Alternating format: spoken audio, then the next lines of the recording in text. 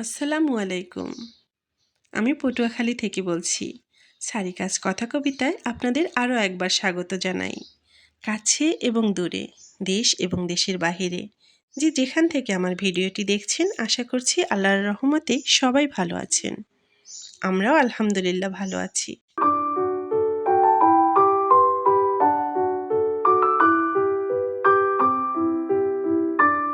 গ্রামের বিকেলের মায়াময় মুহূর্তগুলো যেন প্রকৃতির নিজের এক অনবদ্য মাধুর্যতা।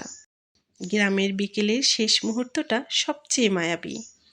পাখি ডাকে আর হালকা রাঙা আকাশে বিকেলবেলায় আম গাছের তলায় কাটানো সুন্দর কিছু মুহূর্ত।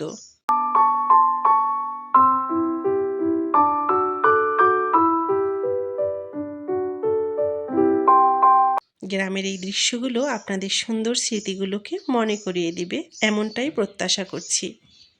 সময় যতই বদলাক, প্রযুক্তি যতই এগিয়ে যাক, এই স্মৃতিগুলোর মায়া কখনোই ফুরায় না। আর এই স্মৃতিগুলোই শহরের উচ্চবিলাসী জীবনের মাঝেও মনের কোণায় জেগে থাকে সেই গ্রামের বিকালের টান, প্রকৃতির কোলে ফিরে যাওয়ার অনন্ত আকাঙ্ক্ষা। আমি চাই হালকা বাতাসে ভেসে আসুক আপনাদের হাজারো মিষ্টি স্মৃতি, আর দূর হয়ে যাক আপনাদের সকল ক্লান্তি।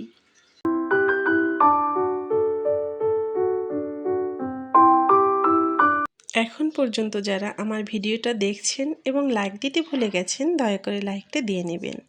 আর সাথে ভিডিও যদি ভালো লেগে যায়, এ ধরনের ভিডিও যদি আরও দেখতে চান, চাইলে আমার চ্যানেলটিকে সাবস্ক্রাইব করে নিতে পারেন। আপনি যদি ফেসবুক থেকে আমার ভিডিওটি দেখে থাকেন, চাইলে পেজটি ফলো দিতে পারেন। আর আপনি যদি কাজটি অলরেডি করে থাকেন, আপনাকে অসংখ্য ধন্যবাদ। যখন সোনালি রোদ মাঠের কোল জুড়ে নাচতে থাকে আর মাটির গন্ধ মিশে থাকে হালকা বাতাসে, তখনই বোঝা যায় এখানে সময় থেমে আছে এক সুন্দর মুহূর্তের জন্য। শহুরে ব্যস্ততার মাঝে শান্তির খোঁজ যেন মেলে শুধু গ্রামের এই বিকালগুলোতেই। ভালো থাকবেন সবাই। আল্লাহ হাফেজ। আসসালামু আলাইকুম।